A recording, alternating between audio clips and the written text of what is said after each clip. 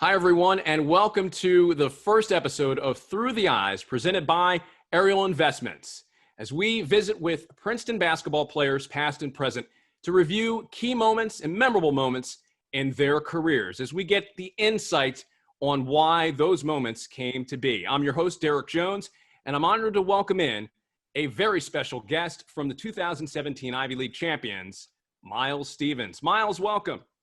Hey, Derek. Thanks for having me. Great to have you, and we're going to talk about the 2017 Ivy League semifinal between Penn and Princeton.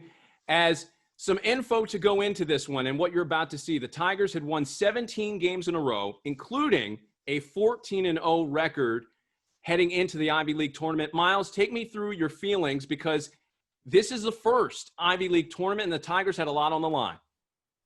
A lot on the line and a lot of pressure, definitely, being 14-0, a long win streak. You know, we're favored to win the tournament.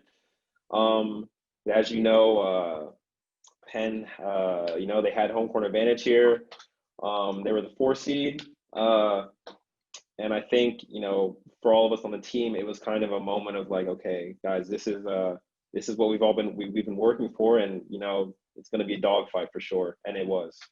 So the Palestra Penn's home floor and the host of the Ivy League tournament, they have the Tigers up against the ropes as we jump into this video here momentarily. As we'll take a look, it's 57-all with just over a minute left to go, and the Quakers have the basketball.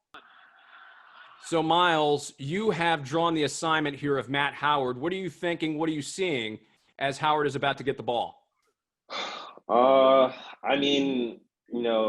Just trying to get a stop however I can. If I'm in help, trying to get a steal, get my hand on the ball here.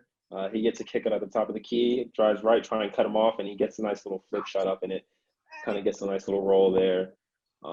Tough shot to make there, but it ended up going in. Penn's up by 2, and the Tigers are getting ready to talk things over here. What's the vibe in the huddle coming up as Coach Henderson tries to draw something up to keep the season alive? Definitely a lot of pressure. Down by 2 with 30 seconds left. The odds aren't really that great. We've been down the entire game, so we're really just trying to get a bucket. I think everybody here on the court and on the bench is kind of on the edge, just hoping for, kind of like what would have been a miracle. Trying to get in, Amir loses the ball here, and then I'm, just trying to be available, get the offensive rebound, do whatever I can. I end up tipping it to Cook, who gets a good shot, but that doesn't fall either. You have the foul here. So at this point, you see Spencer with his hands on his head. We're kind of, looking down. 12 seconds left, down by 2, and the senior with a chance to shoot 2 free throws. You're kind of nervous as a player on the court that this could be the end of the season. So let's stop it right here. Matt Howard goes to the line for a 1-on-1 situation, and as we're about to see, the Tigers are going to have a chance to respond here.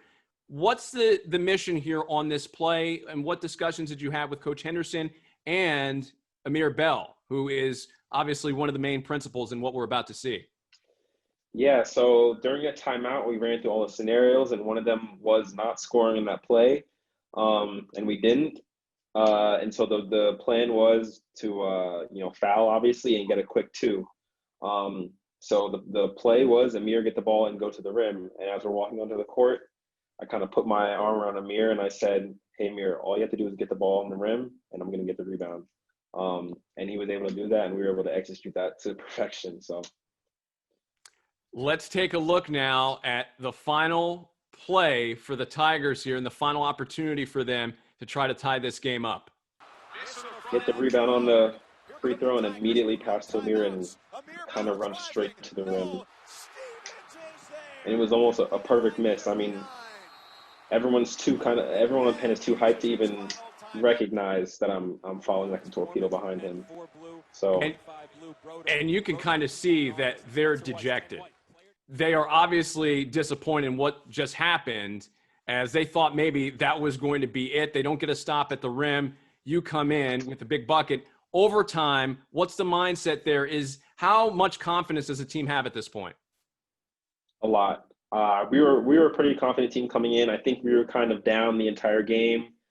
mentally, thinking, wow, how is this going to happen? But once we got into that overtime game, I mean, we'd been in that position before. We've all played together the previous year, been in a situation then. So I think we're like, hey, we've come this far. We know what to do here. We're winning this game. Let's go to overtime now. And Myles, you certainly had some big moments in this overtime session. The Tigers still have not led in this game up until the beginning of overtime when the Tigers went to work. Foreman for Penn, 4 blue, 25 blue. Right out of the gate, it was a play call for me to get the ball in the post. I felt like I had a good matchup against Matt Howard. I was really comfortable on the post here. On this side especially. Just a little back down and a right hook off the glass. And we're going to see another one here and more action for you down low. This isn't a play call, but when I get the ball here, I'm thinking, hey, we need another bucket. We need to score. You can see the bench going, all these guys flexing, and I mean, this is the most emotion that they've shown all game. And I think they know how tough this game was for a very experienced Princeton team to survive this. Such a huge moment for the Mitch Henderson era as the Tigers advance to the Ivy League final, and it would be against Yale. How much did that win against Penn give you confidence and the way it happened and what you would experience the next day against Yale? I mean, it gave us all the confidence that we needed. I mean, after that moment, coming back like that and winning in overtime in a gritty game, we're like, hey, we've come this far. There's no way we can lose now. Like, what can Yale throw at us that Penn didn't, So at that point, we're like, hey, guys, we can just dig in. We can win this game. Myles, thank you so much for joining us here all the way from Finland for the first episode of Through the Eyes. Hey, Derek, thanks for having me. I'm Derek Jones saying so long, and thanks for joining us on the first episode of Through the Eyes, presented by Ariel Investments.